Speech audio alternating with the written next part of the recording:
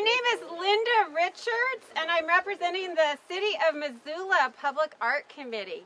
As the chair of this public Pineview Art project, it's my privilege to welcome you here today as we dedicate Alison Reintjes' very moving ceramic mural, Rattlesnake Ripple.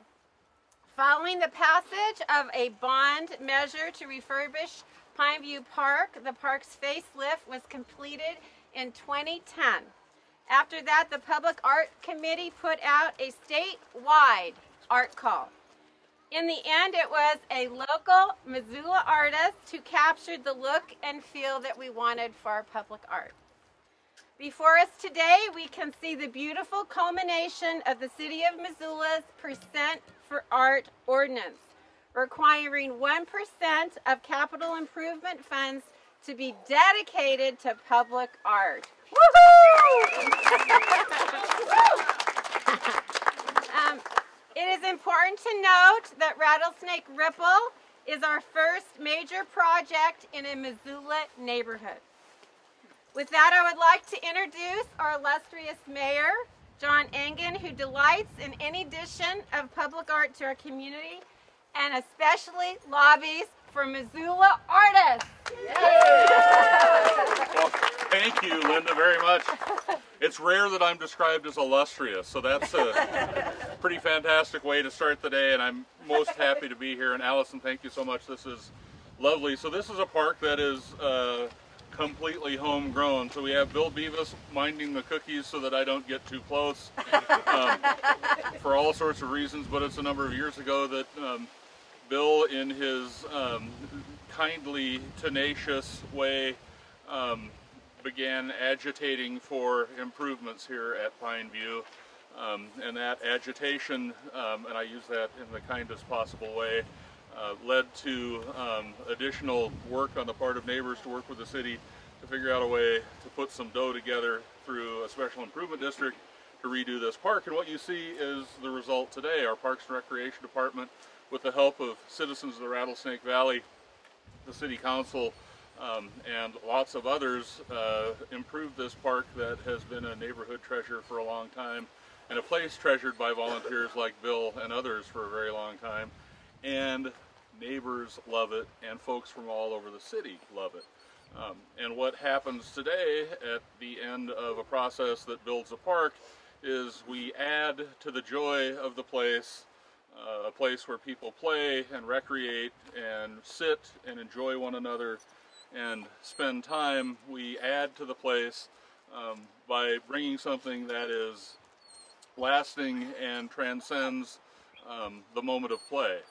We provide something that is thoughtful and meaningful in different ways to everyone who spends time observing it. Cooper, the smaller of my two dogs, Bev, is kind enough here to hold Artie, the larger of the two dogs, both of which are licensed and on leashes, by the way. Quick note, thank you very much. Doesn't know from art. Cooper, not a big art dog, but admired the piece.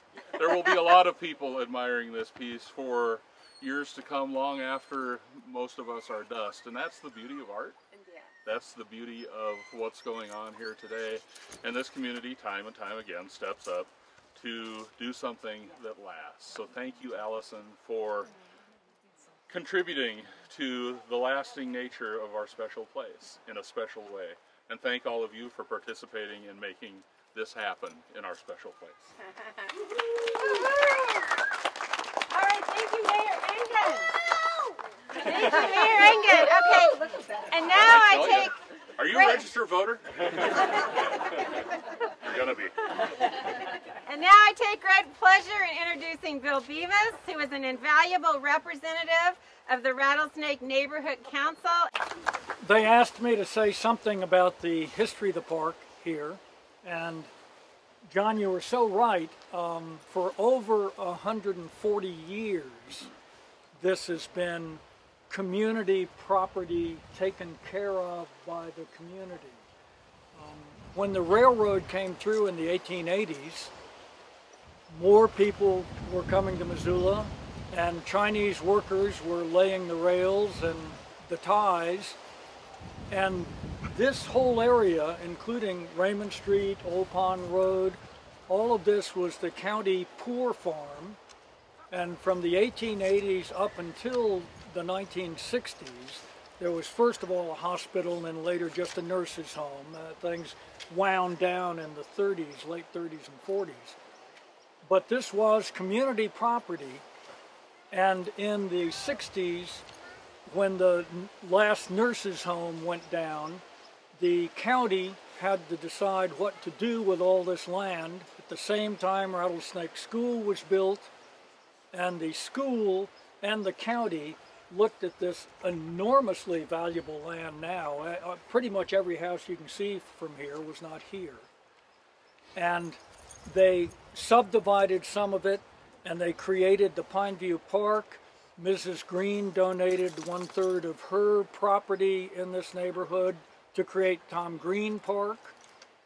And all through this, Rattlesnake Creek had been running alongside the county poor farm, the unmarked graves of Chinese workers, which may be in several places around here. We may be skating over those graves, which to me is an honor for everyone, but perhaps another form of recognition would be better. And that history, all the way through from the 1880s till now, has been of a community owning this valuable property alongside the creek and creating different uses of it and taking care of the land. And as John mentioned, the last iteration of that was about 10 years ago, when the county wanted to divest its inholdings and give it to the city. And the city said, well, we don't have the money to help the park out, we can mow grass. And so we passed an SID district in this general area, the lower Rattlesnake, for about $750,000, I believe. And several of us, and Bob and Ellen Knight are here, and they helped set up this park in the late 60s and early 70s. And then about 10 years ago, it needed a facelift. And we knocked on doors and talked to people. And of the people we contacted in the SID district, they opened the door and answered it or spoke to us. Of the people we contacted, 85% voted to tax themselves for an SID district to redo the park. Denny Washington had paved the tennis courts, so my daughter and her friends would stop climbing over his fences at night to play. So this really is, when you consider how young Missoula is and the West in general, this is about 140 years of continuous community involvement in the improvements of this park. And all of that time, of course, a river ran through it right in back of us, and that's why we were so pleased when Alison came in with this concept for the park. Thank you very much. All right. Thanks, Bill. All right, thank you, Bill. And now it's my great honor to introduce our brilliant and very talented Missoula artist, Alison Reintjes. Alison is a professional ceramicist and sculptor who originally came to Montana for residency at the Archie Bray Foundation in Helena. And Alison's ceramic work has been shown throughout Montana. Alison is the one who designed, handmade, glazed, and decorated each of these 230 tiles before you. With further ado, Alison.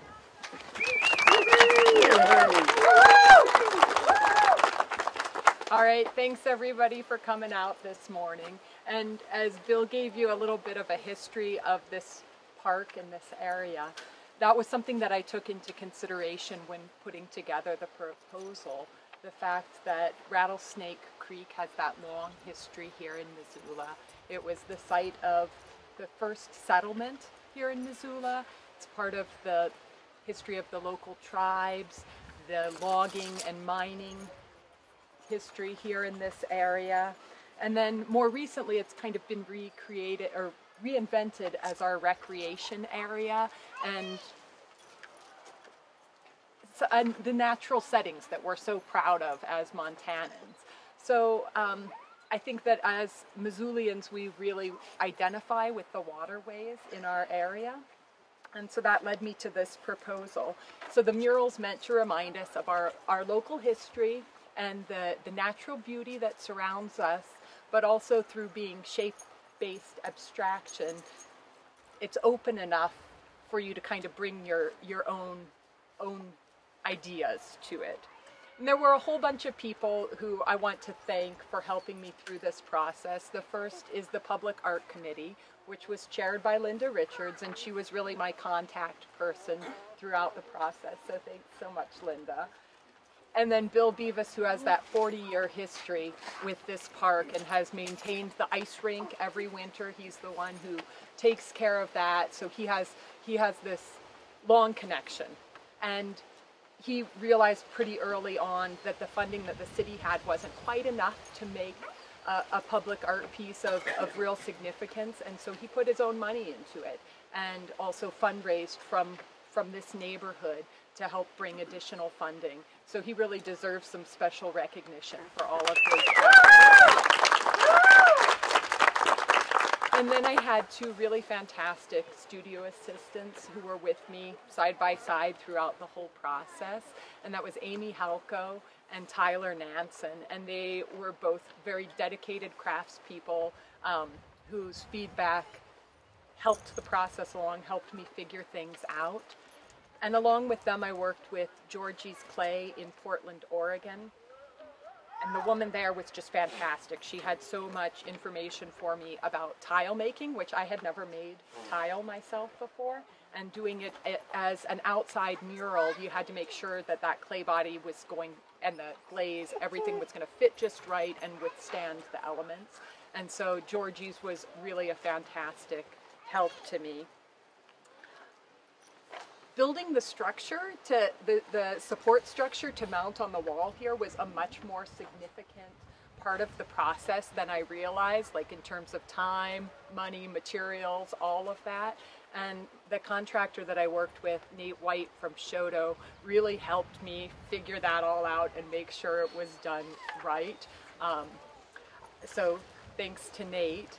And then finally, all of my family and friends and the community of artists who I asked a lot of questions to. They listened to me talk about it from last winter when I was first developing the proposal up through this summer. And my kids who said they spent countless hours up at this park. And then also half the summer, I think, jumping on the trampoline outside of my studio while they'd poke their heads in and I'd say, "Get out of here, I'm busy, can't work with you right now." So it was all of those people who really made that possible. And then one of the things that was really fun about the installation, I was up here for I think about 2 weeks with the installation, and you pretty much had people stop by continuously. You were always talking to somebody, and it was really wonderful to see the engagement, the interest of the local community. Like, as an artist, that's what you want, is for people to be interested in what you're doing and connected to it. And here in Missoula, we really have that. And one of the conversations that stands out to me the most was with a teenager who was here for a family reunion over in the gazebo over there, and he was from Wisconsin. And he came up and he was asking me all sorts of questions, and he said, "Do you mind if I videotape you while you're hanging the tile, installing the tile?" And I said, "No." And he said, coming from Wisconsin, all of our art is Paul Bunyan or something about logging. And he was really curious and interested in the idea of more abstract art. And he said, "I wish my town had more art like this." Right. And I just think that really speaks to us as a community here in Missoula, that we're supporting art, we're supporting one another. So thank you all so much. Thank you. All right, thank you, Allison. Before we adjourn to our celebration, I'd like to acknowledge the City of Missoula Parks and Recreation Department for their crucial part in our process, and Rebecca Goodwin is here to represent Parks and Rec. Becky Goodrich, yay! All right! Yay! Lastly, if you're on the Public Art Committee, would you please raise your hand? Yay, public All art right. Thank you for coming today to celebrate Rattlesnake Ripple, our newest piece of public art in Missoula, Montana. Now cookies and coffee. Cookies and coffee and apple juice over here on the table for you. Fantastic.